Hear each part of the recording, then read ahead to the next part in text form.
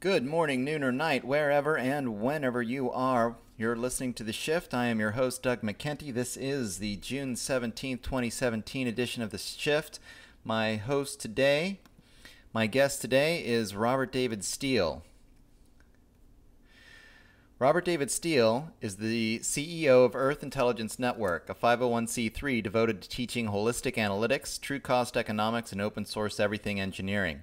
He seeks to create an international open source technology agency for local to global information sharing and sense making, as well as open source everything engineering innovation. His ideas would enable the achievement of the Sustainable Development Goals, first within the USA and then globally, within a decade or two at 10 to 20% of the cost of the prevailing industrial donor model. As a citizen, he's joining with Cynthia McKinney to publish a manifesto, #UNRIG, Beyond Trump and Sanders, that proposes a movement, not a party. We the people being the unification of the alt-right, people of color, Latinos, Sandinistas, and small parties and independents to support our legitimate sitting president toward the eradication of the deep state and the restoration of integrity to the U.S. government via an Election Reform Act of 2017. He's been recommended for the 2017 Nobel Peace Prize. He's also spent years as a member of the United States Marine Corps, working mostly in intelligence, and he was with the CIA for 9 years as well. He's got a history in intelligence. He's the co-founder of the Information Warfare Conference, founder of the Open Source Solutions Conference, invited lecturer worldwide on topics of cyber, open source intelligence, intelligence reform, and applied collective intelligence, inclusive of holistic analytics, true cost economics, and open source everything engineering, focused on achieving the Sustainable Development Goals. All right, Robert, I've only got a little bit of time with you today. Thanks for joining me. I would just want to kick it in with talking about the potentials before we get into the corruption and the solutions to the corruption that you talk about so much in your work. Let's talk about the potential of this open source everything movement that you've started. You talk about how this is only going to take a 10 to 20% of the current economic model to start bringing so much human productivity back into the hands of the 99% and taking it from the 1%. So what have you got to say about open source everything? So I got into the open source business when I created the Marine Corps Intelligence Command, and I had one little PC in the corner, and then the analysts had $20 million worth of top secret equipment with which to do access to NSA and CIA and so forth. And within 2 weeks, they were standing in line for the PC. And this was 1988. Back then, the internet was something called the source. That was the Google of its time. And they basically said there's nothing in the secret intelligence databases about Burundi or Haiti or Somalia or any of these other places. And that's when I realized that the secret intelligence community was a fraud. It was an empty paper bag. So I started the open source intelligence revolution. I've helped over 66 countries, 7,500 officers. And I then went on from open source intelligence to write the Open Source Everything Manifesto, Transparency, Truth, and Trust. And in that book, which was inspired, by the way, by my invitation to speak at GnomeDex in 2007, Chris Perlow, I think it was, I listed 60 opens.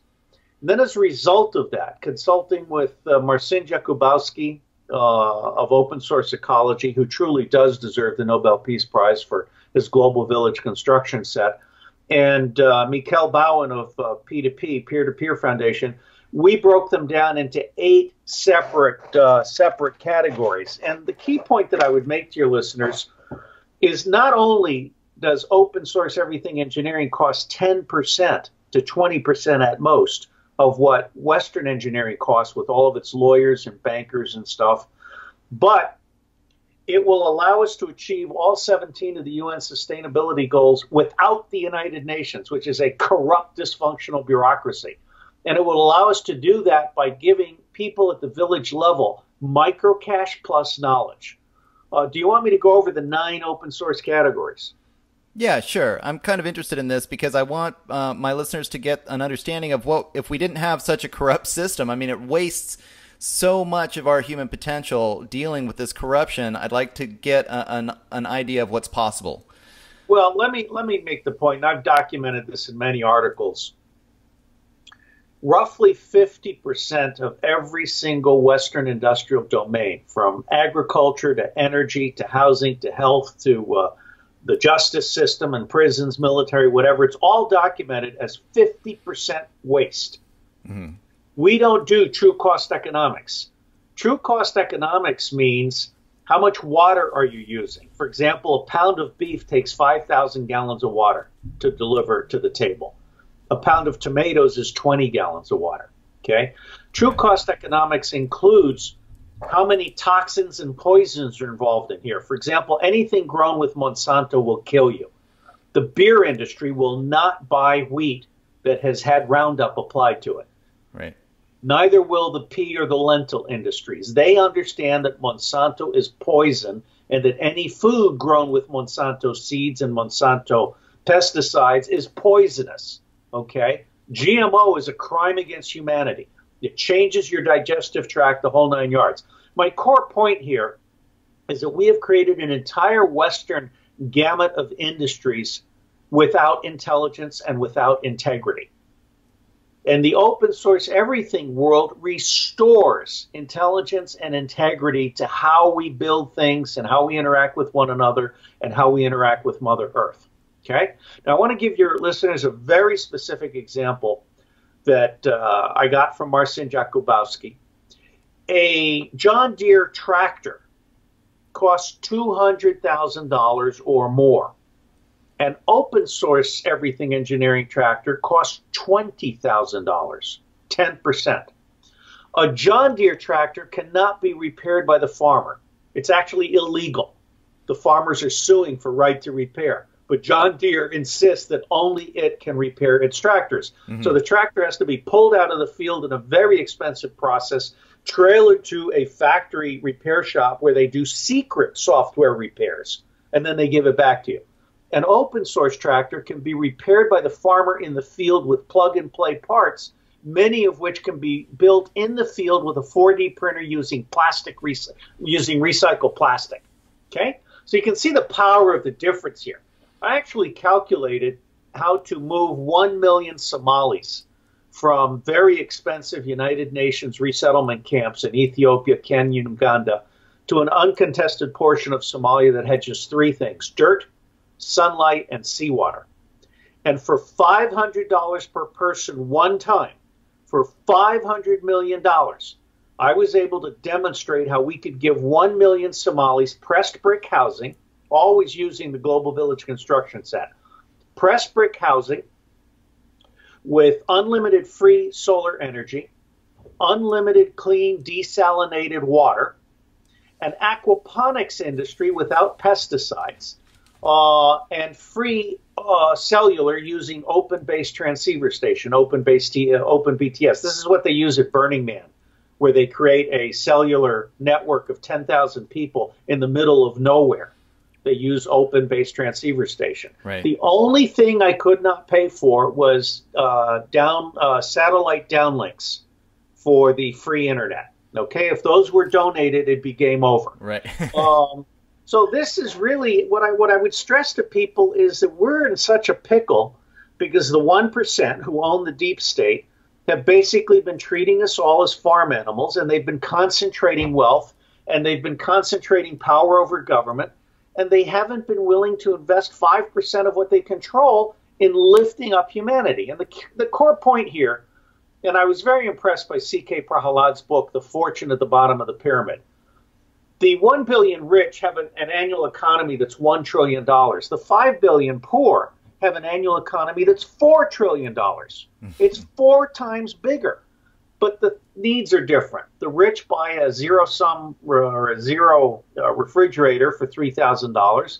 The poor buy a ceramic refrigerator that they bury in the ground, and it only costs $2, and that keeps meat fresh for 5 days. So the one inexhaustible resource we have on planet Earth is the human brain. And so my basic mission in life is to try and empower every human being with holistic analytics, true cost economics, and open source everything engineering. I would like to create an open source agency. I have presented these ideas for 30 years, and it wasn't until Donald Trump said that the system is rigged and the intelligence community stinks that people started to hear me. I've actually been marginalized, repressed, and silenced for 30 years. Mm-hmm. And it's only because of Donald Trump and a little bit because of Bernie Sanders that people are now starting to realize I've been telling the truth for 30 years. Okay? So the times, they are changing.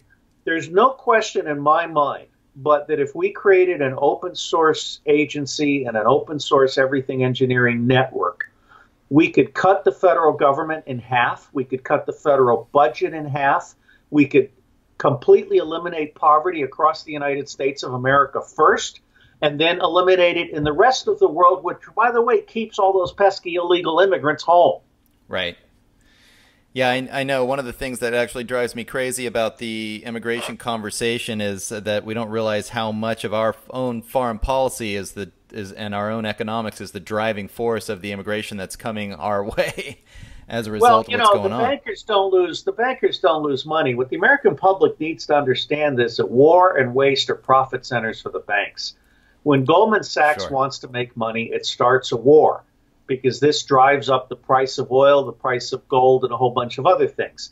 And these bankers, when they make money by manipulating exchange rates and by manipulating currency rates.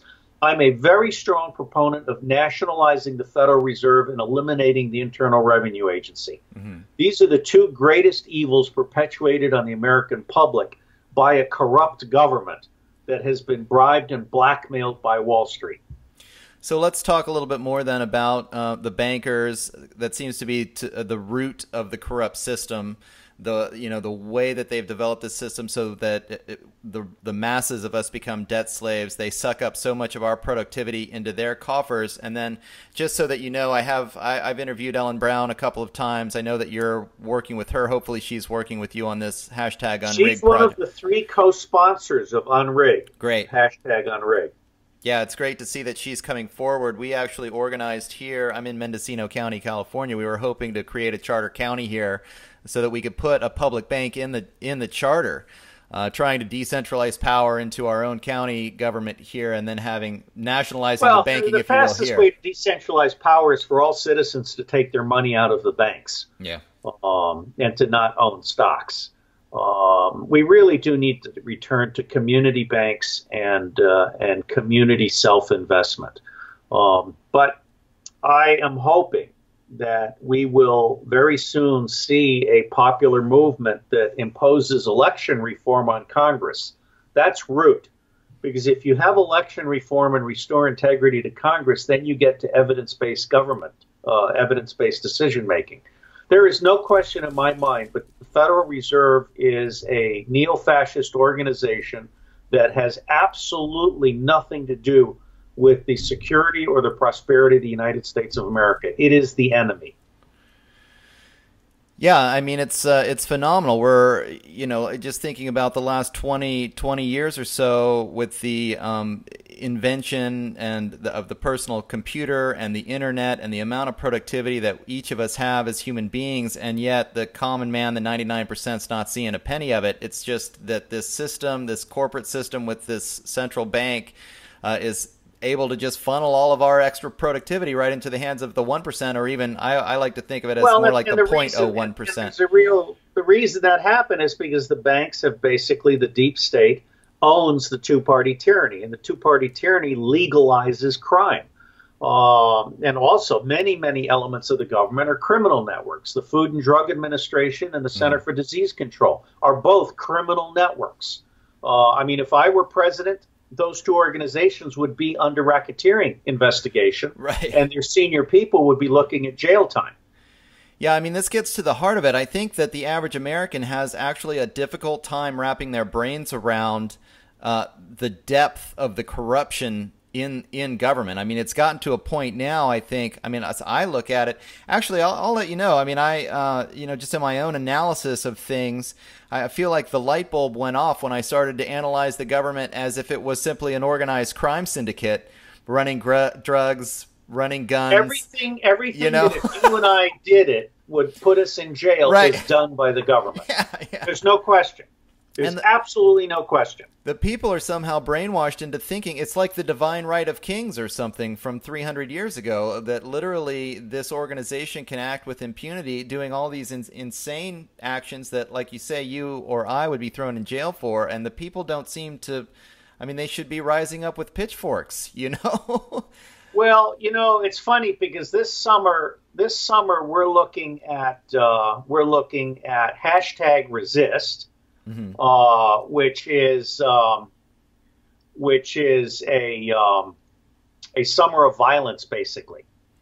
Hashtag resist is about a summer of violence. I mean, you have Loretta Lynch calling for blood in the streets, and you have George Soros paying people to protest for 1 month in the month of July. Cynthia McKinney and I have put forward the idea of hashtag unrigged summer of peace. Mm-hmm. And we actually believe that in the next 120 days, the Americans could have a national conversation and then demand of their representatives an election reform act to be passed in September, October, in time in 2018 to destroy the two-party tyranny, but keep the members. We're not about destroying the members. We're about destroying the two-party tyranny.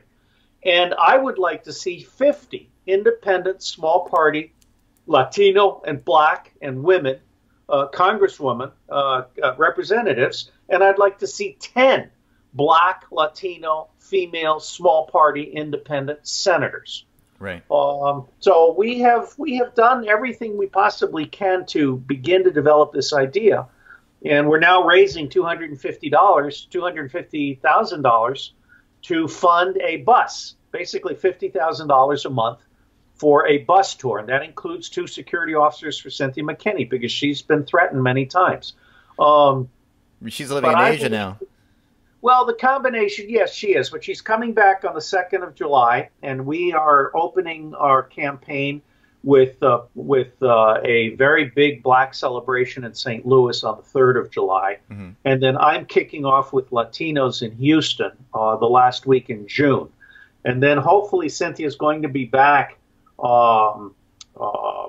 by the last week in June, and we'll start our bus tour. Then she'll be back the second or third week in July, and we'll start our bus tour around 16 July, which happens to be my birthday.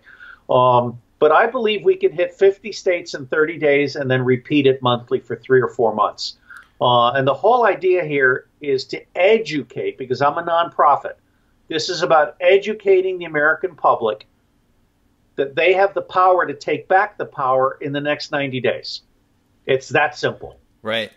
Well, I mean, I'm 100% behind you that election reform is ultimately the only solution. I've heard you talking a little bit. I just want to dwell, before we get too much into the solution, about still this level of corruption, like what's really holding back our current system. What's going on with Trump? I mean, you know, he did run, and he seemed, I think a lot of people voted for him. You know, I mean, this is, I don't even know how to really describe what I'm feeling like is going on right now, because it seems like there's some kind of massive psychological operation to almost suck up all the Alex Jones viewers into believing in Trump, and then having Trump somehow, assimilate or co-opt all of this kind of energy into the typical left-right paradigm. I'll give you my thoughts. I mean, I've written the Trump Revolution series, which mm-hmm. is up to like number 12. The next one, I just published False Flag Attacks, a Tool of the Deep State. Right. And the next one is Taking Down the Deep State, a Presidential Briefing. My most famous is Donald Trump, Accidental President. And all of my titles are also free online, so I'm not pimping them at Amazon. But there are a lot of people that like to read Kindle and are happy to pay 99 cents for one of my papers. Trump won by accident.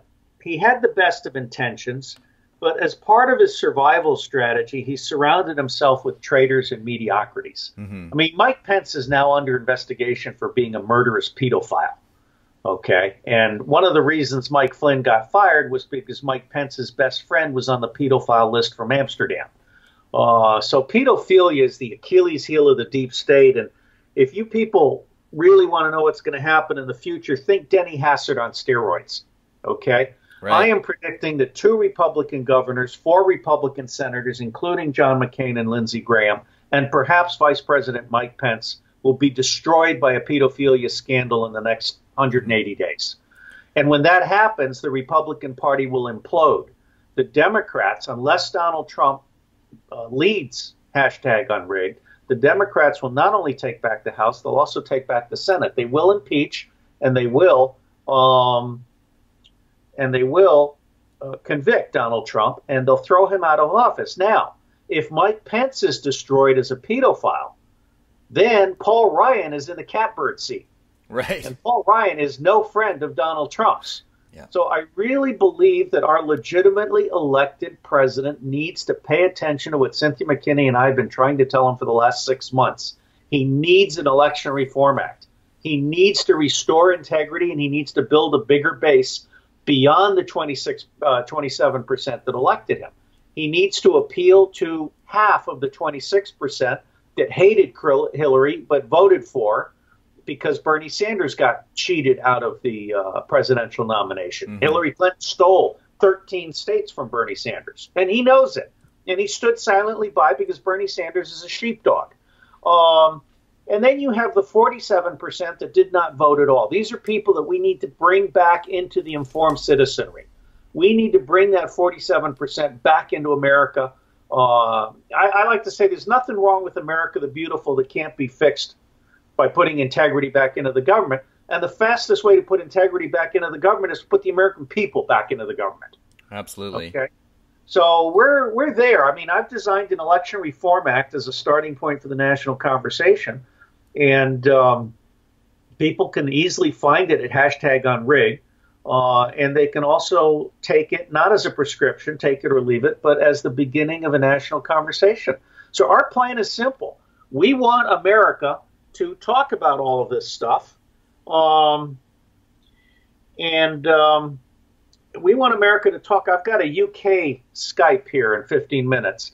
We want America to talk about all of this in the months of June and July. And then in August, we want everybody to demand that their congressmen, their senators, and their members of Congress sign the Integrity Pledge, which is a pledge to co-sponsor and vote for the Election Reform Act of 2017 in September and October.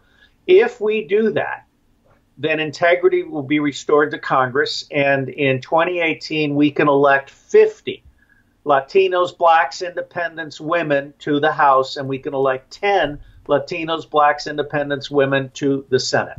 So let's do a wrap-up here because I've got another interview in 10 minutes. But I'm very, very glad to help you start off your radio station, and I'd be glad to come back and speak with you again. And I absolutely wish you every success with this citizen journalism endeavor of yours. Great. Yeah, thanks a lot. And I definitely appreciate what you're working on here too, especially the election integrity aspects, because you know what you talk about, the evidence-based decision making, it's just been out of the national conversation.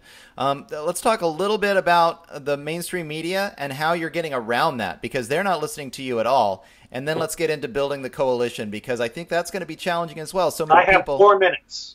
Okay, well, let's just go straight into discussing how to create a coalition, as so many people are so conditioned. We're getting around the media by using YouTube. Mm-hmm. Donald Trump was a Twitter president. Mm-hmm. If Cynthia McKinney and I are elected in 2020, it'll be because of YouTube or a variation of YouTube. Now, unfortunately, YouTube is a Google surrogate, and so it's subject to #GoogleGestapo. But by and large, what we're finding is that people are hearing us. And I mean, I've reached 4 million people with my memorandum for the president, maybe more. So going right to the revolution here, at tinyurl /Indiegogo-unrig. So tinyurl /Indiegogo-unrig. People will find the campaign that Cynthia and I have started to raise $250,000. And what I like to tell people is, one, they get several things. Number one is they get a certificate immediately as a founding citizen of the Second American Revolution. Mm-hmm. And there's an illustration of the certificate at the fundraising site. Number two, they bring Cynthia home from Bangladesh to help lead the revolution. And number three, they get a really great show. because we are going to take a bus all over America, and we're going to talk to Americans about how to put integrity back into the system. Now, Cynthia is black, a female, and a very experienced congresswoman. Mm-hmm. I am white, a Latino, and a very experienced spy, infantry officer, and CEO. We are both authentic to the core. And so what we're trying to do, basically, is do what Donald Trump and Bernie Sanders did not do. Solve the problem. Donald Trump, God bless him, said we lived in a rigged system. He has refused to lead #UNRIG, to the point that there are people now posting selfies in which they're saying, Mr. President, you said we live in a rigged system. Why are you not leading #UNRIG? In your face, Donald. Right. All right, we got to stop. I've got to go. Okay, so great, Robert. Very, very much. You bet. Thanks again. And I'll get in touch with you in a couple of months to find out how things are moving along. A couple weeks, few weeks, 1 month. Let's say 1 month. Okay. Bye-bye. We'll do it. Thanks, Robert. All right. Take care. Bye.